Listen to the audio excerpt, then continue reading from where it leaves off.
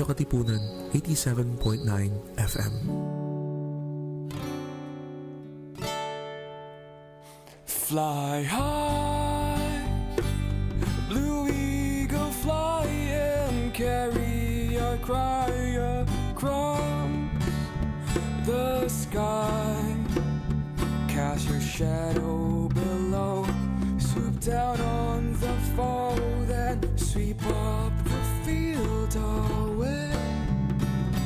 Fly high over the trees, make known to the breeze of victories. Spread wide each wing, for you are the king, blue eagle, the king. Oh, the eagle's the king of them all. He's blue feathers and never will fall. For the blue and the white and the eagle in flight, Ateneo will fight today.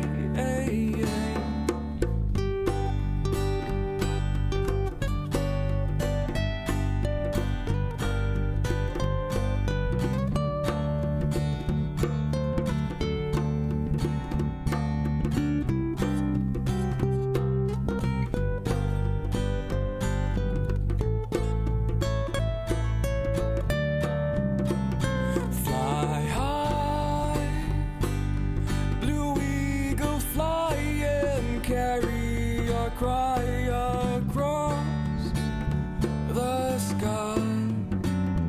Cast your shadow below, swoop down on the foe, then sweep up the field away. Fly high over the trees, make known to the breeze our victory. Spread wide each wing, for you are the king, blue eagle, the king. Blue eagle, the king. Blue eagle, the king.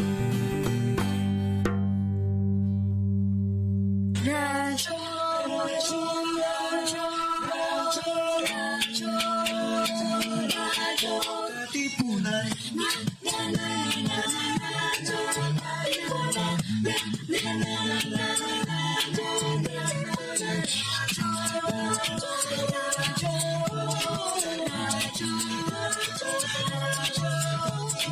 Voice of the Blue Eagle, kami di mapipigil sa pagbabalitang tumpak at damo.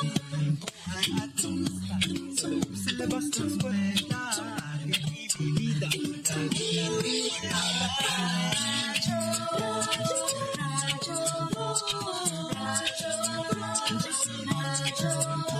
The voice of the Blue Eagle, the voice of the Blue Eagle. Katipunan, tawag ni Ignacio, Katipunero, sugat mo Todos at tayo, tuno at tuno. Blue and white, Monday fly. Radyo, Radyo, the voice of the Blue Eagle, the voice of the Blue Eagle.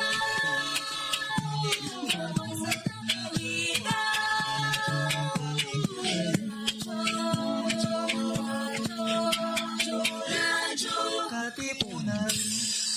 Coming up next, Cura, conversations on care, health, and healing on Radyo Katipunan 87.9 FM. Radyo, Radyo, Radyo, Radyo, Radyo, Radyo, Radyo, Katipunan. Radyo, Katipunan.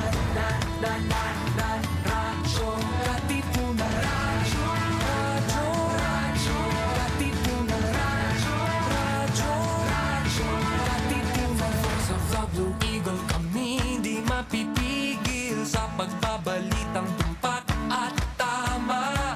Buhay Atenista, Sa loob, sa labas ng eskwela, ating ibibida lahat ng kwela. Radyo, radyo, radyo, Katipunan. Radyo, radyo, radyo, Katipunan. Radyo, Katipunan.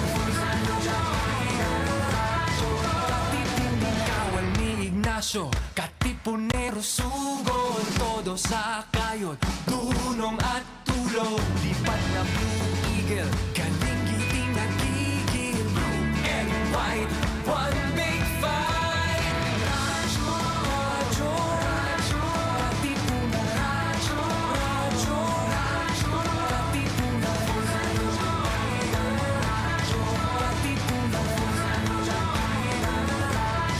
Katipunan. Radyo, radyo, radyo, Katipunan. Health isn't just about medicine, It's about care community, and conversation. That's why Radyo Katipunan brings you Cura, your campus medical show. From everyday wellness tips to expert advice on the health issues that matter most to you. Cura is here to listen, guide, and care The Ateneo way. Join us as we talk about healing Hope and health right here on Radyo Radyo Katipunan 87.9 FM. FM. Cura, your campus health companion Where care meets conversation. Magandang gabi at Happy New Year, Ateneo! Welcome to Cura Conversations on Care, Health, and Healing. I'm Dr. Tipi Sumpay-Gotanchanco. And I'm Dr. Jello Apostol. Happy New Year, Dr. P, and Happy New Year to our listeners. You know, Dr. P, we're starting 2026 with an episode that I think is perfectly timed. You know, New Year's resolutions, they're in full swing by this time, and health goals are at the top of many lists. Totoo yan, Doc Jello. But here's the reality po. By February, most New Year's resolutions have already failed. Gyms that were packed, daming sign-ups early January are minsan empty na by March. And those juice cleanses, those extreme diets, abandoned. And why? Yan yung question natin. Because most approaches to lifestyle change are unrealistic, unsustainable, and frankly, set people up for failure. Sobrang tumpak ka dyan, Dr. P. Which is why today, no, when we talk about lifestyle, we are taking a completely different approach. We're not talking about dramatic overnight transformations or yung mga ipapunish mo talaga yung sarili mo through extreme diets, no, and exercise. So kasi alam natin na unsustainable talaga yung mga yon. We're talking about small but practical and sustainable changes that actually stick, no, and last long. We're talking about lifestyle medicine, Dr. P. Lifestyle medicine, Doc Jello. And ang guest po natin today is the perfect person for this conversation. So, Dr. Popo Soler, many of you know him as Doc Popo, is an occupational medicine consultant. He's also an assistant professor at the Ateneo School of Medicine and Public Health. And ito ang ating news. Just recently, he topped the Philippine College of Lifestyle Medicine Diplomate exam. So, top-notcher po to. Ay, sadali, congratulations sa mga bar takers din natin, ng Ateneo. Sige. So, balik ako kay Doc Popo. He's a professional coach and he has spent years designing wellness programs for companies and individuals. And he knows what actually works in real life, not just in theory. So, si Doc Popo? Yes, welcome Doc Popo. Alam mo, Doc Tepi, idol ko talaga tong si Doc Popo kasi he really brings this unique combination of not only medical expertise but also coaching skills and practical experience that has helped so many of his patients, many of whom are busy employees. And I think the amazing thing about this person is that he actually walks the talk, di ba? Kitang-kita naman natin, no? Fit na fit. Napaka-fit. Poging-pogi, dancerist din daw yan, no? Oo nga. Sadali. Pabatiin na kaya natin siya ngayon. Doc Popo, mag-hello ka naman dyan. Yan. Ayan, thank you Doc TP and Doc Jello for inviting me. I'm really excited to give my expertise, to share my expertise in terms of lifestyle medicine. And I think the board exam was really a testament, yung success ko doon, was really a testament on how much I believe in the power of lifestyle medicine. Yan, oo.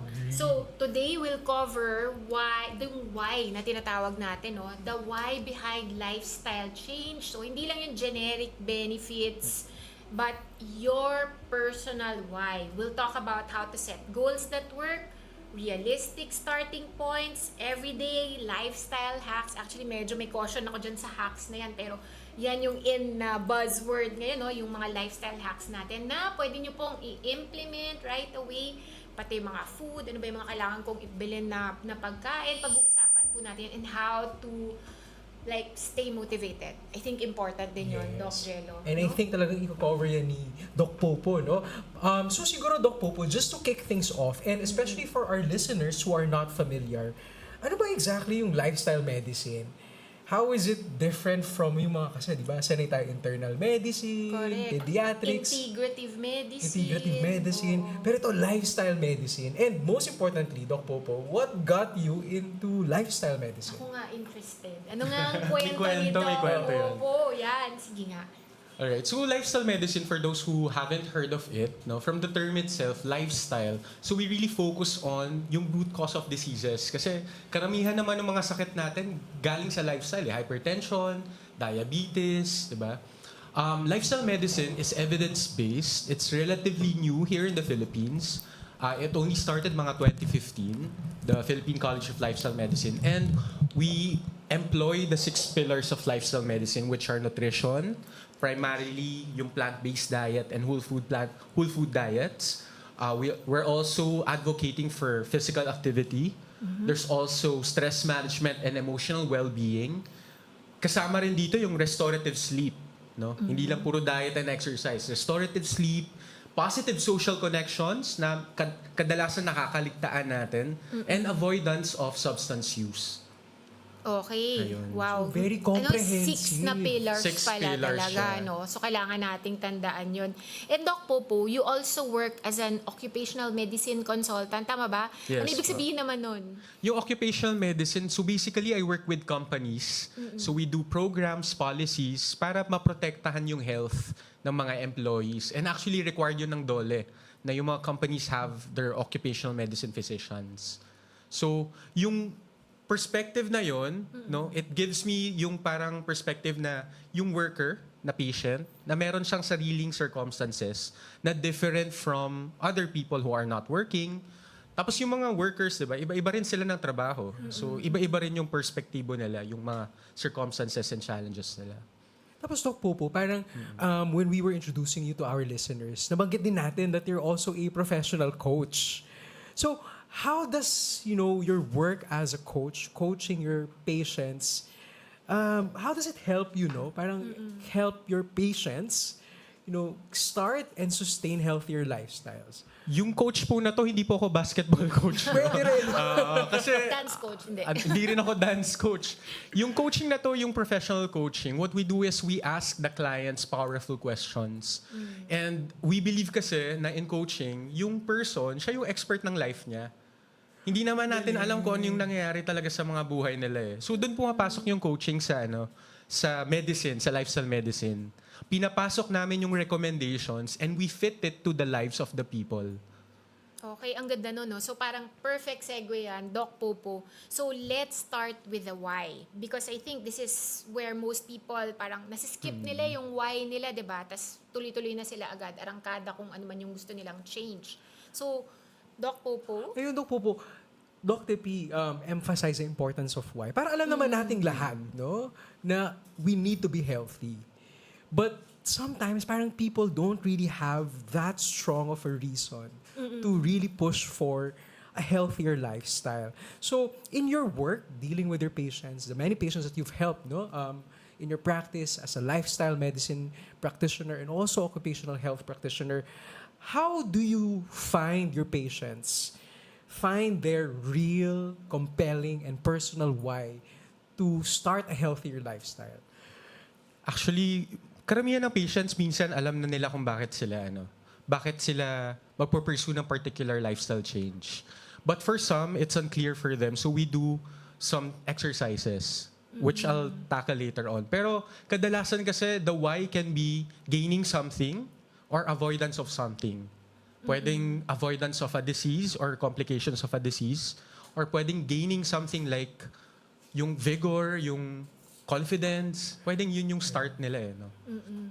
Ayan. So, yung exercises na banggit ko kanina, one exercise that we do is yung Wheel of Life. So, nagtatanong kami ng questions na, kunyari, may outcome ka, paano makaka-affect itong outcome na to, healthier outcome, dun sa iba't ibang aspeto ng buhay mo? So, sa life, sa work, sa relationships, pwedeng sa romantic relationships even, sa rest and recreation. So, kunyari, may pasyente ako nun before, hindi niya pa alam yung why niya, pero na-realize niya during that exercise na kaya pala niya kailangan mag-lose ng weight at mag-exercise para pag pumunta siya ng trips, mas ma-enjoy niya yung mga rest and recreation niya. Na-realize niya na mas ma-enjoy niya yung Japan, no? Kapag Kahit napakalamig. kahit malamig. Hindi siya hinihingal, di ba? Walang hingal, Kaya niya diba? maglakad ng malayo, 'di ba? Ay, ang ganda niyan. So, ang ganda nung sinabi mo, Doc Popo, no? Kasi parang what you're saying is it's about connecting your health with what actually matters in the life of person. Yung talagang tinatanong mo sa kanila, ano ba yung importante for them, no? Tama ba yun, Doc Popo? Yes po. So yung motivation kasi, yung purpose, it has to be personal. A lot of people kasi sometimes galing sa external yung yung motivation nila. Sabi ng asawa ko. Sabi ng asawa, sabi ng doktor, kailangan daw ganyan or atakin sa puso. So our job is to make the person realize why does yung external pressure matter to them. Parang pino-personalize namin, ini-individualize namin yung motivation na yun. Kasi that internal motivation is much more powerful compared to external. Kasi it wanes down eh. Diba? Nababawasan yung motivation. But eventually, kapag alam mong galing sa'yo yung motivation na yun, mas powerful siya eh. It can drive you forward. Or minsan yung parang i-resent mo, di ba? Kasi parang naging na tong external force na to and no? Pero alam mo, Doc Popo, parang now that you've emphasized the importance of knowing that deeper why as to why you would want to adopt a healthier lifestyle, I assume it also takes a huge amount of self-awareness and discernment. Pero, not a lot of people have the time or the opportunity to actually determine genuinely what their why is. No? So, how do you make it easy kaya? How can we make it easy for people to really tap into that, very deep why para at least talagang malakas yung motivation nila to start a healthier lifestyle? Yung pinaka-importante dito para mas maging successful dun sa lifestyle change is you connect your why to the being. Yung taong gusto mong maging. Parang, you Pwede ba imagine... humingi ng example dyan, Doc? For example, imbes na you want to be healthy, that's the usual Very diba? abstract. Very abstract. So, kung gusto mo, parang one way of rephrasing that same concept is to become, parang gagawin mo siyang, I want to be a parent who can keep up with my kids. It's part of the being na, di ba? And very practical. Parang you can actually observe it, di ba? Oo. Or another example is, yung isang pasyente ko before, parang gusto niya mag-stop ng smoking. And then na-reframe namin yung why niya into, gusto ko maging person na non-smoker so that I can spend more time with my family without guilt. So, pwedeng ganun yung mga, natin, no? Yung motivators natin or yung why natin. Right. Ang ganda niyan, Doc Popo, no? Which also probably tells us na madalas natin kailangan i-revisit din yung why para relevant pa rin siya dun sa tao or dun sa pasyente na parang kausap mo, no? Yeah. Doc TP, you made a good point, no? We have to revisit that. So, kaya importante na there are reminders around us. Pwedeng nasa refrigerator, pwedeng mong sulat sa post-it, nasa refrigerator mo or wallpaper mo sa phone, sa cellphone. Or another way is to find people who can remind you of that why. So, pati yung friends mo, importante. Yes. Sabihan nyo sila, no? Kung sino yung parang people who matter to you and who will tell you your why kapag kailangan mo na. Pag medyo nakakalimutan mo Yes. na. Actually, I have an example, not really related to lifestyle medicine, but when I was in med school, I almost quit. And it was actually my friends. You almost quit medical school. Yeah. O, di ba? Pero nandito ako. Anong year? Thanks to my support system. Kasi they reminded me... Connections yan, Doc Yes, the Popo. positive social connections. They reminded me na, bakit ko nga ba gusto mag-med? And at that time, parang napagod lang talaga ako, nakalimutan ko. And they told me, this is what you want to do because this is what you told us. Ganda naman. So, ganun din. So, pinaalala din nila sa'yo yung why mo, ba't ka Yes. nagsimula in the first place, no? So Doc Popo, just very quick din lang. No? Parang we talk about, people around you who can also help you determine your why. So, may mga external voices, tama ba? Tapos may mga internal reasons din. Based on your experience, alin yung mas compelling, mas effective, mas sustainable na parang, these voices coming from outside, mga external drivers or internal drivers? Or dapat ba maganda merong both? Actually, okay naman yung external drivers. Pwedeng doon tayo mag-start. But then again, if it's internal, the person is more empowered to do something about it. Kasi nanggaling na sa kanya eh. Pinili niya to eh. Parang choice ko to. So I will do it. Hindi yung na-pressure ka lang ng asawa mo or ng jowa mo. Right, diba? right. Sige. So, ngayon, Doc Popo, so halimbawa, nagsimula na tayo, alam na nitong tao in front, your client, or okay, alam ko na yung why ko. Ano yung next step nila? Like, how do they now begin setting goals that can be achievable for them? So now that we know bakit ko mga bato gagawin, then pupunta na tayo sa how. So we start with SMART goals. Ano ba yung SMART goals na yan? Siguro yung mga nag-work dito, familiar sila with SMART, no? Yung mnemonic na SMART. Pag sinabing SMART, specific, so it has to be specific, measurable, achievable, hindi yung tipong I'll run a marathon next week, kaagad, na wala ka namang ginagawa pa. Or may diba? six-pack abs ka agad. Or may six-pack abs agad. And then it has to be relevant. Kaya kanina sinabi na paulit-ulit tayo na internal motivation, kailangan personal siya. No? Relevant to the person. And it has to be time-bound. Hindi pwedeng, okay, mag-exercise ako. How much? Diba? How much time will you spend? Kailan? Diba? Pwede bang bigyan mo kami ng example? Like, ano yung example? How should I phrase a SMART goal, Doc Popo? So for example, I want to lose weight.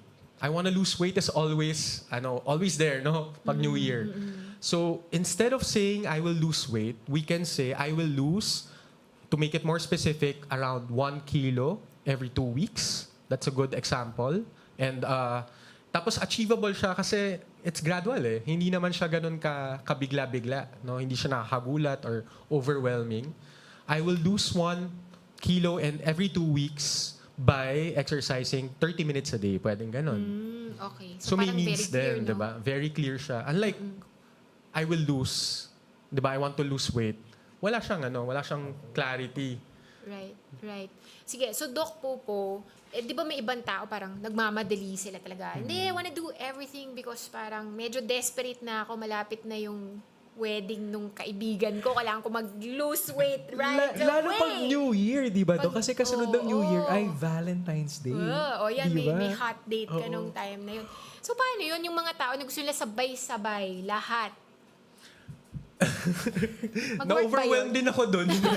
Kasi actually ako-overwhelm if masyadong marami, no? If you work with small things, small achievable things, actually yung tiny steps na yun, they build up.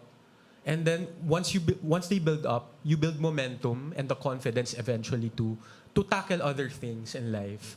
It might work for some people. I'm not discounting those people who've done that before. But then it's more practical if you start with something that's easily doable, para that will empower you or energize you to do something else. Diba? Pwedeng, kunyari, an example is 10 minutes of walking a day. So, ayun, sobrang simple lang nung 10 minutes a day. And then pag na-achieve mo na yung, kunyari, in 2 weeks, then make it 15 minutes a day. So, kahit gradual siya, if you look at the bigger picture, yung effects niya sa'yo, mas malaki. So you mentioned one activity that people can do. And I know a lot of our listeners are asking, parang ano ba tong mga habits, no? I mean, may recipe ba dito, Doc Popo, na parang if there were like, sabihin natin, top 5 or top 10 habits that I should start? Or Siguro activity? 5 lang, dami naman yung 10. 5 lang. Yun nga kasi sabi mo nga, Doc, huwag din yung masyadong marami, di ba? Or ikaw, Doc Popo, parang meron bang top 5, top 8? Ano ba yung may lucky number ba May dyan? lucky number. Kasi parang, na-imagine ko parang ano ba yan? Diet, activity. So, may recipe ba? Or parang like initial list na pwedeng i-consider yung ating mga listeners, Doc Popo? Actually, marami kasi siya, no? It really depends on the person kung ano yung pa-prioritize nila. But then, we go back to the 6 pillars as a lifestyle medicine physician. So, pwedeng sa exercise. Sa exercise kasi, we start with moving more, sitting less. No? By moving more, parang just adding 5 minutes per day. Dapat diba? pala nakatayo Pwedeng tayo. Oh, dapat 10 minutes. Oh. Mamaya nakatayo na. Mamaya nakatayo na tayo. Nakatayo na tong Cura Ano, next nagmamark. time. Oh. Ayun. So, pwedeng 5 minutes a day, 10 minutes a day, or 5 minutes after meals. No, that's already good enough as a start. And then sitting less. And So, sitting less. Kasi Yeah. ngayon, parang lagi tayo nakafocus on moving more. But then we are seeing more studies na sitting all the time, even if you're exercising often, can also lead to risk factor. Parang can increase your risk for Sabi nga, diseases. di ba, sitting Yeah. is a disease. Yes. Yeah, oo nga. Pero ito rin yung question ko. Parang, di ba sabi nga natin, parang starting small or kung ano yung parang achievable. Meron bang that's too easy, that's too small? Meron bang ganung concept din dito? Actually, sa amin, parang wala naman na too small. But you also have to challenge yourself for growth. Diba, ika nga in the growth mindset, you have to step out of your comfort zone. So, you can start small, but then you'll have to you have to progress eventually. Meron bang time frame yan na, o sige, nagpa 5 minutes na ako ngayon, kailan ko siya dadagdagan ng another 5 minutes? Ganyan? It really depends on the person, but yung recommendations namin, it's usually every 2 weeks, merong dinadagdag. So for progress, pwedeng new exercise, or increasing the volume, or the duration, pwedeng ganun yung Every 2 weeks. So, Doc Popo, ang napipick up ko rin is parang, well, they have to be smart, no? You don't want to set your goals too high, but you also don't want to set your goals too low. Pero dapat realistic sila. Ang naisip ko lang dito, Doc Popo, marami kasi sa mga Pilipino or sa mga listeners natin, gusto nila yung mga drastic talaga, yung mga bonggang transformation, di ba? Parang gusto nila after 2 weeks, parang Payat sexy na. or May payat na change na agad, may agad, change no? na agad. Oo. Kasi parang feeling ko, people find these incremental small changes too boring or too slow. I mean, do you encounter that with your patients, that they get impatient? Or they find, parang ano ba yan? Parang small changes lang. Parang hindi masyadong bongga yung transformation kapag small or boring yung changes. Actually, people really have to be patient, no? Sometimes it really differs from one person to another. Sometimes the change comes late. Yung mga effects, they come late.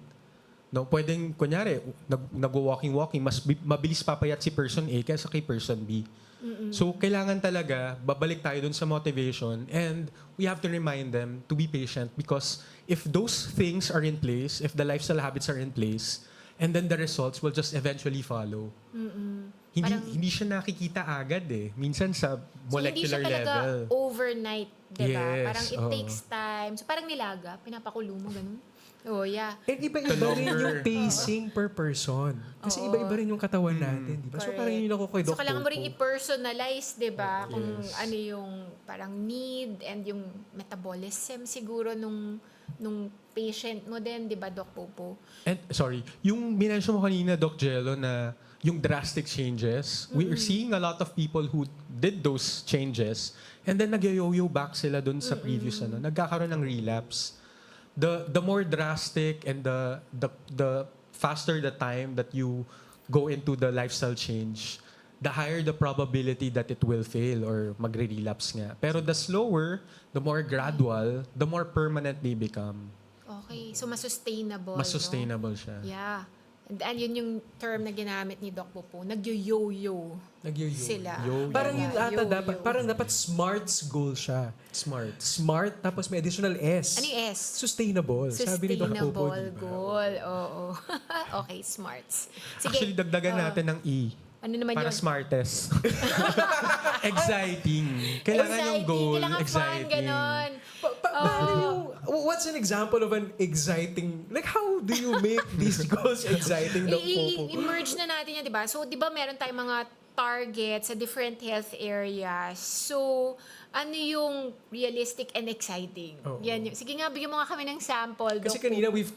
you've mentioned na yung weight loss, di ba? Na parang yung target, tama ba? 1 Exciting kilogram ba yun? Hindi. per week. So, Yes. pero may nabanggit ka na may 6 pillars yung lifestyle medicine, di ba? So ano yung mga ibang targets na smart and also exciting.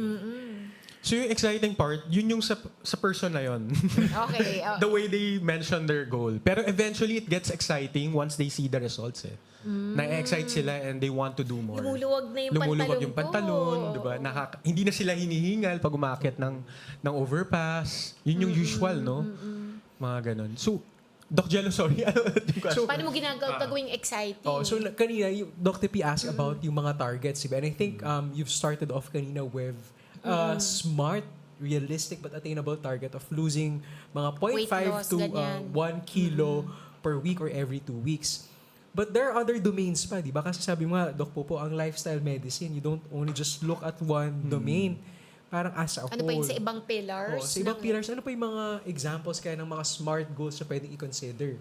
So, kunyari for diet, kanina we talked about exercise, moving more, sitting less.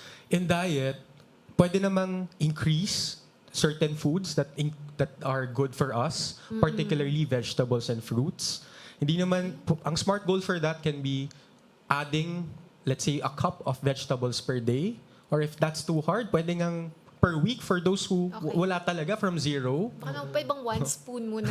1 Pwede spoon yun, full 1 of spoon. vegetable. Actually, nung bata yung anak ko, parang trinay namin, sige, just 1 leaf. Doon kami nag-start 1 leaf of 1 leafy vegetable until, okay, dahan-dahan na-build niya yung habit, no?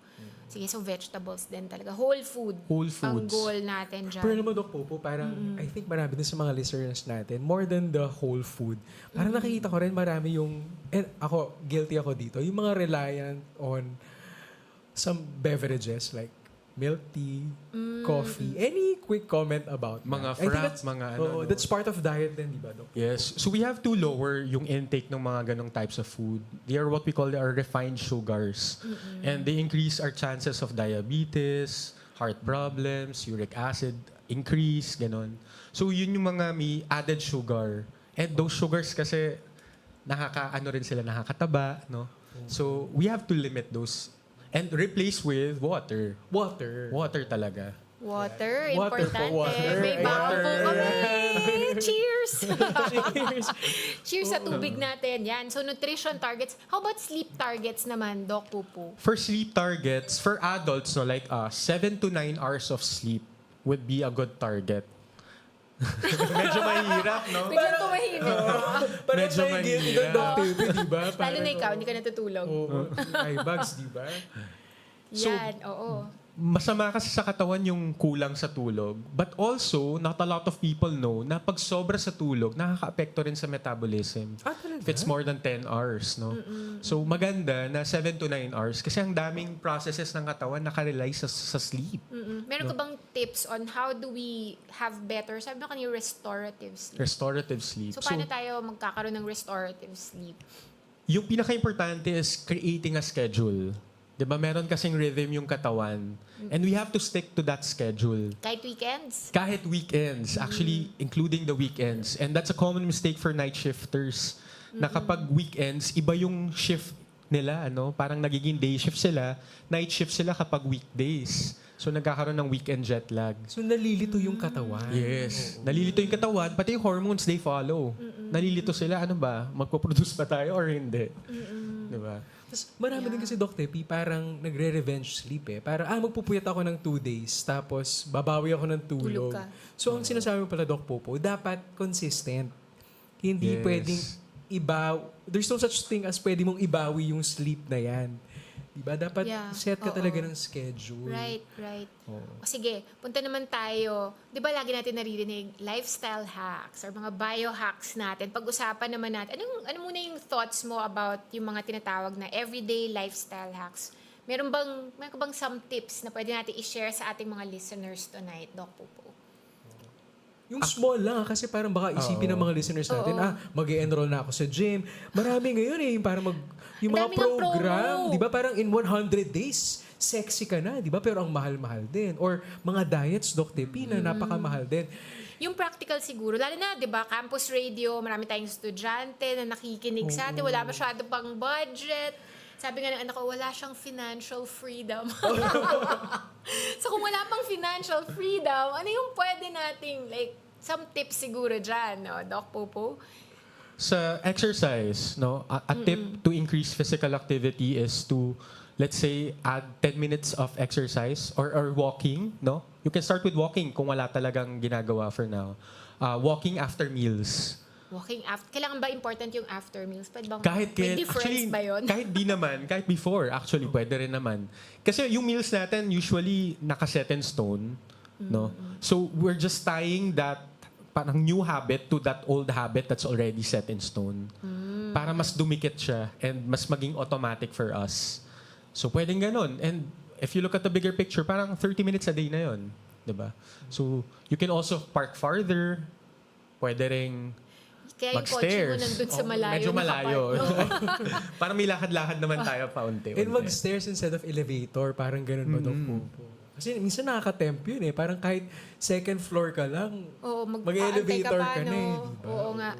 Ano naman, how about yung mga nutrition hacks? Meron ka ba dyan, Doc Popo? For nutrition hacks, yung iba kasi hindi nila mapigilan yung refined sugars that we talked about a while ago. They can go for water infused with, let's say, a slice of lemon or pwedeng mint. Imbis na milk tea? Imbis na milk tea. Para at least hindi bland and boring yung Yes. tubig. Para may konting, May lasa naman. may konting lasa, may konting kick, di ba? May kick. Hindi siya Or, boring. or tea. Oo. Ako, I do instant coffee, pero it's black lang.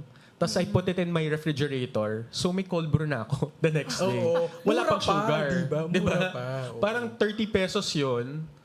30 pesos yung isang pack. And that lasts me for 4 days already of coffee. Wow. So, Tapos cold brew magkano ba dyan sa labas? 180? Oo Diba, mga nga, cold brew? oo nga. So, ayun, that's another lifestyle tip for a lifestyle hack for Pero maganda yung sinabi mo, nutrition. black coffee, di ba? Yes. Doc Popo, wala kang mga dinadagdag na condensed Walang milk condensed or milk, hindi yung siya mga latte Spanish natin. latte na nauso ngayon. Ako lang po, interested ako dun sa sleep eh. Kasi parang, nabanggit mo kanina, dapat 8 hours. Dapat consistent yung schedule. Pero alam mo, it's easier said than done. Di ba? Parang, ano ba yung parang realistic, doable hack para ma-comply at ma-sustain talaga ng ating mga listeners yung sinasabi mo nga na consistent 8 to 10 hours sleep per day. So, kailangan natin, parang i-take advantage what's natural to us. So, we have cues for us to be able to sleep and we also have cues to be awake. So, we take advantage of those. Kunyari, pagpapatulog na, kailangan dark. Kailangan quiet.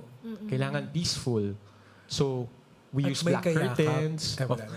Pwede rin yung warmth, di ba? Tapos yung temperature ng kwarto, 18 to 22 degrees. So that will actually help us sleep faster. Tapos wala nang iniisip. So kung may iniisip before, kadalasan kasi nag-iisip pa habang nasa bed Sumasagot ka pa or ng nag-work. email, Diba? or nagsuscroll. Nagsuscroll sa gabi. pa. So we reserve the bed for sleep lang talaga. And partner activities. Intimacy. So, intimacy. ganyan. Doon lang, Importante doon din sila. naman yun. Oo. Pag work, mga nonood ng mga series sa labas. No, I tell my patients, do that somewhere else para Gusto your mo condition na palabasin mo muna yung partner mo. Hindi pa siya ready na matulog. doon muna. Or And then, wag maglagay ng TV siguro sa kwarto. yes. Ay, kami, since kids, bawal na ang TV sa bedroom. No? Yeah. Eto, di ba parang isa sa mga pillar na mention mo rin, parang yung stress. Yes. Pero parang, how do you take out stress? It's like a way of life. So parang, paano yun? Meron bang hack na how to manage stress? Number 1 in managing stress is to think that stress is your friend. Kasi a lot of people think na stress is so negative, but we can actually take advantage of stress because we need it to be alive. Diba? We need that stress response to grow, to learn. So that's the number 1 thing I'd like to impart to everyone. Na stress is our friend, it's not our enemy. It's about managing the stress levels. Tapos para doon, you can take micro breaks. If everything's too overwhelming, you can take a 5-minute break or even a 1-minute break just to reset. Pwedeng breathing exercise, pwedeng a walk, can do, di ba? Tapos meron kaming 4 A's. Ang dami, sorry. 4 A's in managing stress. Adapt to the stressor. So, adapt, no? Matuto ka, mag-adapt dun sa stressor. Avoid unnecessary stress. If you can avoid it, then wag ka Tatago na lang ako. diba? Iwasan lang kita, Doc Jenny. Ganun. Pero hindi lahat maiiwasan. Kaya importante din yung third, which is to accept the things that we cannot change. May may acceptance. May acceptance. Okay. And Yes. altering the situation. Paano naman yun? Yung altering the situation, actually reframing siya eh. Minsan, iniisip natin, ang dami natin problema. But if we think na these problems are actually challenges that will help us grow, then iba yung magiging natin, no? Right. Outlook natin dun sa situation So, na yun. halimbawa ako, Doc Popo, parang sobrang nasa-stress ako sa traffic. So, pwedeng, may magpapadrive na lang ako sa anak ko para naka-work ako during traffic. Yes. Sumasagot ng email. Or pwede pala mag-park yun, ka na lang, di ba? That's Mag-park ka adapting to muna. the stressor, di ba? Oo, kung paano Mag-park, mag-adapt. tas hintayin mo na lang na... Hindi ka muna aalis pag Oo. peak hour, pag traffic talaga. Ako, Dok Popo, gusto kong mag-add ng pang-limang A. Go. Ask for help. Yes, that's actually a good thing. Which really brings us to the sixth pillar, di ba? Yung sinasabi mo, another pillar na minsan nakakalimutan din ng mga tao, another pillar of lifestyle medicine is yung social connection. Yung bang social connection, Dok po, ako interested ako dito eh. Parang, okay na ba yung, kunwari, nakikipag-usap ako sa mga friends ko sa social media. Does that count as, Parang virtual? strengthening, no? Yung mga virtual social connections, does that count as part of the social connection pillar that you also want to strengthen sa lifestyle medicine? Yes, actually kahit virtual relationships, no? If it's positive yung outcome sa atin, if they can provide us with support and all, provide us with the feeling na we're not alone, yun yung importante. No? So that's already okay. Pero the support system, yung sa positive social connection, we can also recruit people to join us dun sa lifestyle change. Kasi ang hirap naman mag-change ng ikaw lang mag-isa. Like, may families, iba yung diet ni mommy dun sa diet ng the rest of the family, diba? So, medyo mas magastos. So, recruiting them as part of the journey is a must. So, pwede ring reminder sila, like what I said kanina, reminder of what's important to you. Kasi the people around you are reflections of who you are also, di ba? Babalik ka doon, ano? Para siyang accountability group, no? Oo. Kasi parang minsan, mahirap to hold yourself accountable. Pero pag may nag-remind sa'yo, uy, di ba sabi natin, para sabay-sabay tayong sexy or magiging healthy. So parang... May goal kayong... Kung nakakalimutan mo, at least merong magre-remind din Correct, sa'yo. correct. Oo. Siguro bago ako pumunta dun sa, balikan ko lang, Doc Popo. Kasi parang ang dami mo ng suggestions na binigay. Kailangan ba 100%? Or pwede bang may cheat day din tayo minsan? Like with food or yung sleep natin kasi kailangan ko mag-party ng konti. Like, ano yung tingin mo dun sa concept na cheat day muna ako? Or merong like, strict ba yun? Dapat 100% pag pinamis ko na ito na yung goal ko, kailangan ko bang gawin lahat? Pero okay naman na may cheat day compared sa everyday is cheat day. Kasi gano'n naman yung pinagmulan usually, no? So, having a day of parang rest and not thinking about all of these things can help a person. Pero sometimes, what I also realize, kapag nandun na sila sa momentum, yung cheat day hindi na nila nagagamit or yung cheat meal, hindi na nila nagagamit yun eh. Kasi they're so much into it.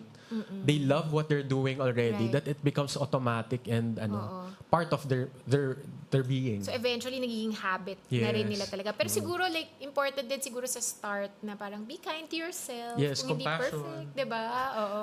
Minsan nakamiss ng workout or hindi ako nakalakad today, then okay lang, 'di ba? Pero Ikaw naman forgive yan. yourself. Oo. Forgive yourself. Yeah, oo. And 'di ba, like lalo na marami sa atin, like we have young children, may mga parents kasi rin tayo na nakikinig sa atin, yung mga galing sa basic ed natin, no. And they're working, like, they're managing houses, they're managing their businesses. Pero so parang feeling nila very limited yung personal time nila. So meron ka bang hacks na specifically for parents or people who take care of other individuals? So for people who are taking care of other people, we include, no? Maganda na i-include natin sila dun sa lifestyle journey natin. For example, we're trying to prepare new meals or healthier meals. Then let's involve the children para bata pa lang, natututo na sila ng proper eating. Or sa exercise, no? Kunyari, sa gabi, most of my patients actually who have wives, sinasama nila yung wives nila sa walking nila. And that's already bonding. No? Parang you can bond healthily rather than just sitting in the sofa tapos nanonood lang ng TV, di ba? So, ayun, yun yung pinaka-hack doon. No? You involve the family members para sabay-sabay kayo, and that's already bonding. Pati for kids, di ba? For Parang kids, for involved pets, sila sa no? cooking. Oo, sama mo yung dog mo Yung pag dog sa naglalakad nag-walk. kayo. Huwag naman sana sa cooking. Oo nga, mahirap Madumi na yan. yung food.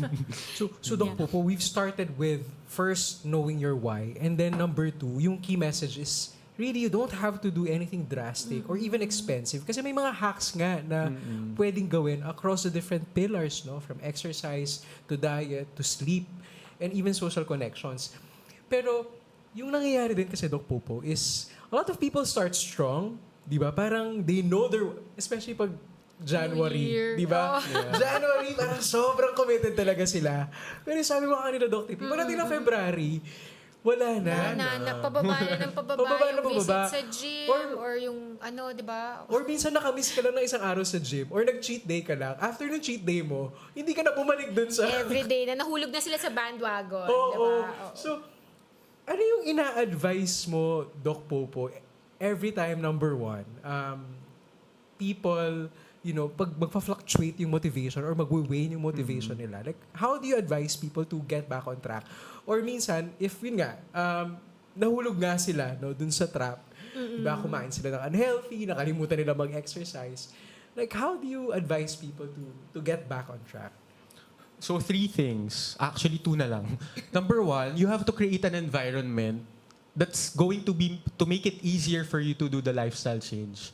So, you have to prime the environment. For example, gusto mong kumain ng healthy foods. So, yung refrigerator mo, ilabas mo yung mga vegetables, mga fruits, dun sa nakikita mong part.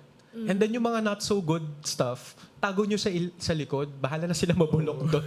Or wag nyo na lang bilhin para hindi, di ba? Hindi nyo, if you don't buy it, you don't eat it. Like mga chips, di ba? If wala ka namang ganun sa bahay, hindi mo siya maano. Or sa exercise, if yung sapatos mo for running or for walking, nandyan lang sa door, maaalala mo eh. It's a cue. No? So, Tama, no? So ilalagay mo na yun, wag mong iligpit sa cabinet na kasulok-sulukan. ilabas nyo yung mga lagi nyong gagamitin, di ba? Parang sa paglilinis, nandun sa labas yung mga everyday things, and including the things that you need for lifestyle change. So you prime the environment and the people around you. We talked about that kanina sa support system. And the other thing is, you mentioned, no, yung mga naglalapse, yung ay hindi ako today naka-workout. Aside from forgiving yourself, no, learn from the experience.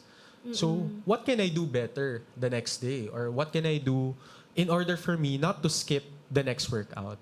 Okay. So parang nagsistop ka. So parang process of examine din to, di ba? Yes, may Parang pagninilay. may pagninilay, going back to what worked for you, or ito, gusto kong, sorry, nagawa ko to, pero ganito ko yata gustong gawin, no?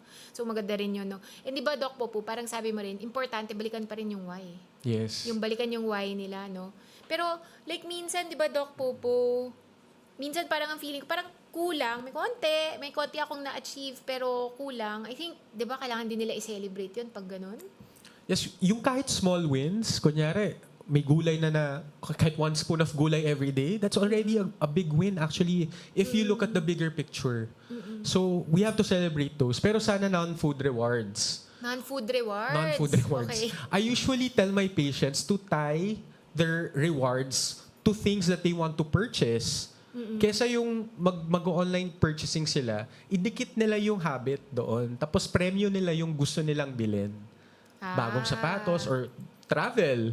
Diba? Okay. Bago makapag-travel, achieve muna tong para, Itong goal na to. diba, mas motivated din sila. May ganong pressure, but aside from that, may internal motivation din kasi may why tayo na pinag-usapan kanina. Ako, Doc Popo, siguro parang gusto ko rin tanungin kasi many of our listeners also mentioned that they're using apps or they're leveraging technology, digital technology. Uso siya ngayon, di ba? Oo. To not only help them track but also to gamify. Parang may mga badge, may mga ranking that gets people competitive. Lalo na pag nasa community na sila. Oo. Meron kang mga na-join na ganyan, di ba? Na digital. Yeah. What do you think about this, Doc Popo? I mean, are these actually something that you also recommend to your parents? Yung gamifying this whole lifestyle change? If it works for the patient, if the patient's personality fits that kind of gamification, then go. No? Kasi kunyari, yung mga apps na yan, parang nagle-level up sila if they achieve certain number of steps or if Tapos you they get eat. badges pa. Tapos They yung get iba, badges, may diba? discounts pa nga sila if they reach certain badges. If those can motivate them, kasi parang form of small wins din yun eh, tsaka rewards. So it can motivate them and parang build their momentum. But for some, no, yung mga iba kasi parang ay may tracker, may app, no. Ayaw nila yon. Doon sila sa pen and paper magta-track. And that works for them. So it's really personalized yung tracking. So if it works for you, it works for you. Pero hindi siya kailangang ipilit. O hindi siya requirement talaga. Hindi siya para sa lahat, 'di ba? Kailangan mo pa rin bagay. Ako actually like yung sa sa watch ko, parang pag halimbawa na-reach mo na yung steps, bilang gzz, parang uy, na-reach ka na yung goal ko. That's reward na rin yun for me. Parang that's so rewarding, no? So parang, pero ngayon, Doc Popo, so halimbawa, yun nga yung mga apps natin ngayon, like, do you use this for tracking? Like, may real value ba siya? Important ba na, parang natin ma-monitor yung progress? Kasi di ba we set our goals, smart goals in the beginning. Meron ba yung like time frame? When do we like move on to the next goal? So how do you track it? Well, alam mo, Dr. TP, sobrang totoo nung question na yun. Kasi parang a lot of people feel na parang pwede ko naman tansyahin yan. Parang magluluto ko lang ng adobo na parang hindi ko na kailangan i-measure lahat. Parang yung mga Pinoy kasi mahilig sa tansya lang eh. Pero ikaw, Doc Po, parang what would you recommend? Parang importante ba talaga yung tracking? Tracking is important kasi sa studies nakita nila na if you track, parang twice yung likelihood or even more yung likelihood of success if you track. Kasi it also is a reminder for you na ano ba yung kailangan kong gawin, no, aside from the tracking itself. But if it becomes a burden na track ka ng track, naging obsessed ka na dun sa tracking, then yung frequency of tracking nyo, pwede nyong parang i-widen. Like for example, once a week lang yung tracking. No? Hindi araw-araw. Hindi araw-araw. Yung sa weight, no? Some people get obsessed. Every day sila nag-weigh in. Ano ba ideal doon? Gano'ng kadalas Kahit na dapat? once every 2 weeks or once a week, pwede na yun. No? It doesn't have to be every day. Kasi sometimes nagfa-fluctuate talaga siya and it discourages the person. Right. Oo nga, yung tracking. Or, di ba like halimbawa sa mga apps ngayon, if you look at your phone, meron siyang like, weekly, ito na pala yung nagawa ko, or sige, actually, oo. Parang wag din OA, di ba? Sa tracking. Wag sobra. Wag sobra. Oo. Kasi parang baka mas stress ka rin kapag inaraw-araw mo. And parang mas dramatic din pag, yun nga, parang every week or every 2 weeks. Parang mas makikita mo yung totoong progress. Ito naman, Doc Popo, Doc TP, we ibabalik natin, di ba, New Year, kasi sa mga pinaka-exciting na segments natin sa Cura, no, yung fact or myth.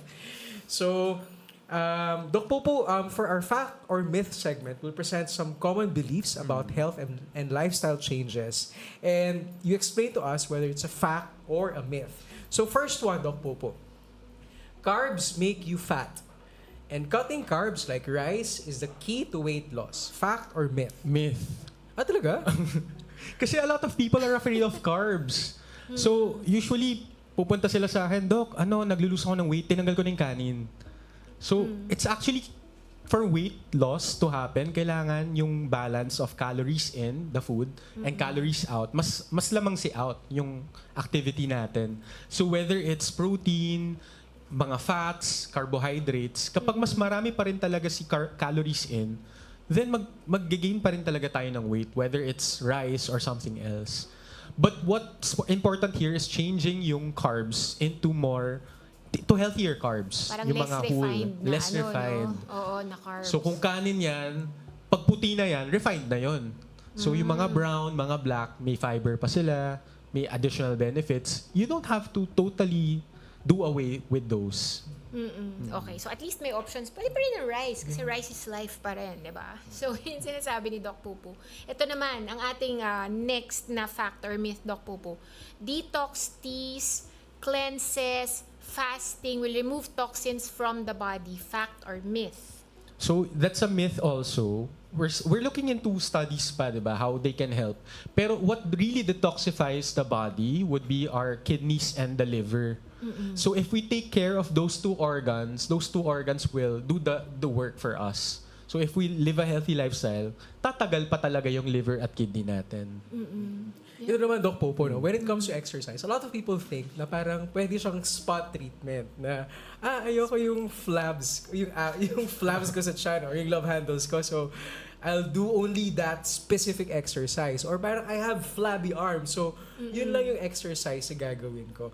Parang, is that a fact or a myth? Na parang you can target weight loss on a specific body part? So, yung cheeks ko mataba. Oh, yung cheeks Pwede ko bang... yung iba na yung ganun cheeks lang ko. sila. Exercising, that's a myth, no? Exercising those body parts will tone the muscles in those areas. They will make it seem that you lost weight in those areas. Pero hindi naman dun kinuha ng katawan yung fat na nilose. It's actually distributed everywhere. Hindi tayo makakapili kung sang cells kukunin yung mga fat cells na susunugin. So, ayun, pag nag-exercise tayo, it really depends on our genetics din, no? Yung environment and other environmental factors kung saan kukunin ng katawan yung fat. Yeah. O ito, meron pa akong isang tanong. Doc Popo, eating late at night causes weight gain. Fact or myth? Ayan. So, if you eat late at night, like for example, yung mga night shifters, takot na sila kumain sa gabi. So, they try to eat in the morning. So, it's really not the direct cause. So, it's a myth. But for weight gain to happen, kailangan mas malaki pa talaga yung calories in sa calories out. And if you eat at night and you're about to sleep, you won't be able to burn it anymore eh. So, kaya indirectly, it can contribute to weight gain, but it's not directly the cause of weight gain. So, yung calories pa rin, yung dami mong Yung dami pa rin ng kinakain. calories yung what matters more sa weight gain. At saka kung late ka kasi matutulog, mas matagal nagising ka to eat, di ba? Munch ka ng dami mong midnight snack. And then you have to wait for 2 hours bago ka matulog. Yeah. Para walang So masisira problems. din yung sleep schedule mo. Yes. So parang I think even with diet, parang consistency din, no? Parang right time and also right amount. Tsaka pag gabi, ano ba yung iniit ng mga Pinoy? Pansit Canton. Ay, So masarap. usually yan. mga high-calorie foods din kasi yung kinakain natin pag gabi. Or mag-order ka na kasi Or tinatamad mag-order. ka ng magluto.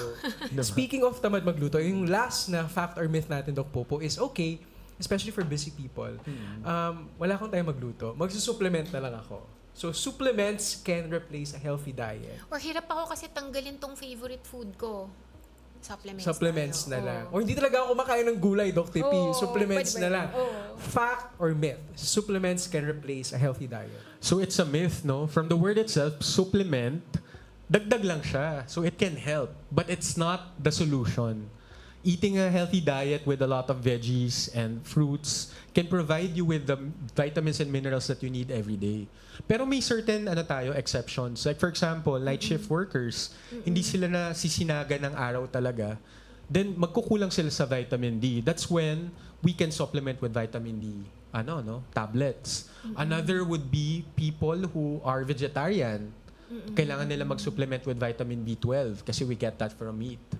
So, may mga special instances. But again, before you start any supplement, it's best talaga to consult your doctor beforehand. Okay, so hindi pala yung kukuha lang ako sa drugstore at take na ako ng take, no? Kasi baka mamaya may medications kayong tinitake, tapos bawal pala silang pagsabayan, no? Tsaka gamot din sila, no? Oo. Parang they're Pwede also may drug medicine. interaction din. Ganun ba, Doc Popo? Yeah. Okay, so, Doc Popo, medyo mag-wrap up na tayo, no? So, as we wrap up, do you have like a final message para sa mga listeners natin? Someone starting their health journey in 2026? So for everyone listening, start small, no?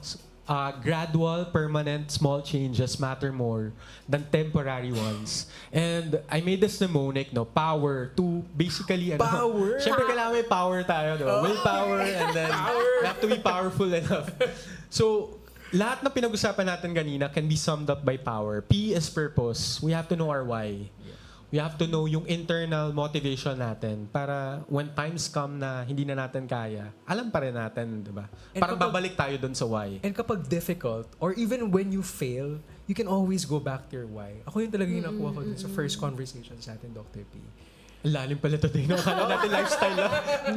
Napunta tayo sa why. And then the O, na outcomes. So outcomes related to yung SMART goals natin kanina. What do we want to achieve? What do we want to happen? And then letter W, world. We have to prime the environment and the people around us. So, di ba, kung sino ba yung magre-remind sa atin, sino ba yung sasama sa atin. And then letter E, enjoy. Kasi a lot of people forget na this is something enjoyable because you're doing it for you. It's a form of self-love. Diba? Parang it's a form of expressing self-love to yourself. Kasi nga self-love siya. I love it. Sabi nga ni Doc Popo kanina, dapat exciting siya. Hindi siya kailangang you make yourself suffer. Diba? Now that May joy pa rin, ano? Dapat may joy. Kaya lang walang J sa power. Kaya excitement. Enjoyment. Enjoyment. Ayun naman. And the letter R, hindi pa nabanggit kanina, but you have to start right now. So, ano ibig sabihin nun? Ngayon, hindi naman siguro kayo makapag-exercise na, pero write something down that can help you, parang something small, that can help you parang start. Diba? Pwedeng a goal, pwedeng a promise, or you can schedule your next workout, no, in your calendar. So right now, ayan, power. Ang ganda. So hashtag power tayo, di ba? Ano nga? Purpose, outcome, the world, or the universe rather. Pwede rin. The universe. Enjoy and right now. Ako ang na-pick up ko naman, Doc Tippy, dun sa sinabi ni Doc Popo kanina, is that it's not just about adopting new habits It's also reframing it as an identity shift. Kaya ang pangalan pala ng episode natin is New Year, New You. Hindi lang new habits. Yung sinasabi kanina Doc Popo na parang as you determine your why, your reasons, it's not just about something abstract but really telling yourself, these are the things that I want to be. Or these are the things that I want to be able to do. And when you have that kind of framing, mas nagiging sustainable pala siya. Ako hindi ko naisip yun dati. Parang sabi ko, gusto ko lang mag-exercise. Pero parang mas powerful pala, gusto kong magkaroon ng six-pack abs. So, parang mas, or gusto kong mas hindi hingalin. Diba? Or I want to be able to do the things that I want to do. Para sa akin, ang powerful ng message na yun na sinabi ni Doc Popo. Yeah, at saka yung sinabi ni Doc Popo na parang taking action talaga, no? So parang right now, gawin na natin yun. So, gusto rin natin matandaan na it's not just about looking a certain way or fitting into size 2 shirts or jeans, no? But this is about feeling good in your body, having the energy for what really matters to you, preventing disease. Syempre, gusto natin i-promote yung health and living fully for as long as possible. So, ayaw natin na just a long life. Gusto natin talaga may health during that long life of ours, no? And this is really what's going to be, parang what's going to make the effort worthwhile, no? Yan. Okay. Alright. So, thank you very much, Doc Popo, for this incredibly practical, realistic, and empowering conversation. Alam mo, hindi lang yung mga listeners natin, Doc Tippy, pero ako rin mismo, dami ko natutunan kay Doc Popo, di ba? Parang coaching session tong nangyari sa atin. Private coaching, pwede mo siya i-charge. Pero Doc Popo, parang meron ka bang gustong batiin sa ating mga listeners? Anyone who's supporting you, listening to our conversation? And thank you. Hi my friends, family, and students, and patients. Hello sa inyo. Kilala niyo na kung sino kayo. Ayan. Well, maraming fans si Doc Popo Oo nga, may fans club yata itong si Doc Wala Popo naman. diba? Yeah. And to our listeners, here's to a healthier, happier 2026, not through extreme New Year's resolution, but through small, sustainable changes that compound into a transformed life. So, you've got this po talaga. And speaking of lifestyle, magpa-plugging lang po kami. Sandali, tignan niyo po ang aming screen. We would like to invite all of you to attend our Functional Medicine Conference. This is hosted by the Ateneo School of Medicine and Public Health at ang Matana University from Indonesia. And ang pag-uusapan nito ay mitochondrial health, circadian rhythms, at ang topic po nitong conference ay about energizing health. It's going to be held in February na po. So mag-register na po tayo. Nandyan po ang ating QR code. Alam mo, Dr. B, I'm glad that you're promoting this kasi yung mga functional medicine conference natin in the past. And by the way, hindi lang mga physicians ang nag-a-attend, no?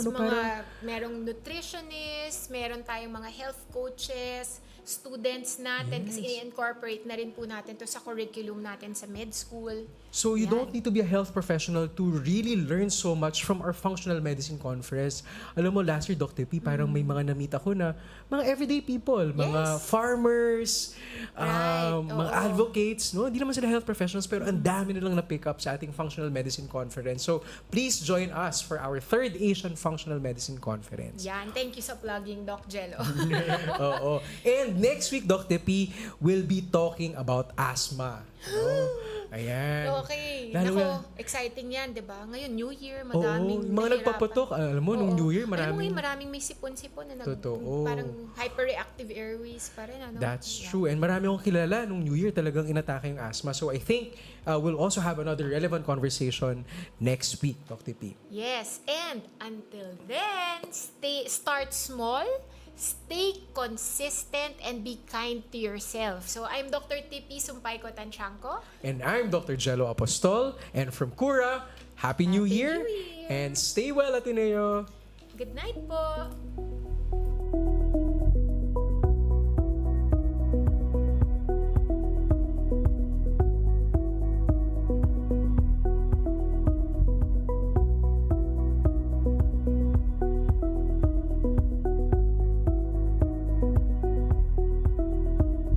Health isn't just about medicine, It's about care community, and conversation. That's why Radyo Katipunan brings you Cura, your campus medical show. From everyday wellness tips to expert advice on the health issues that matter most to you. Cura is here to listen, guide, and care The Ateneo way.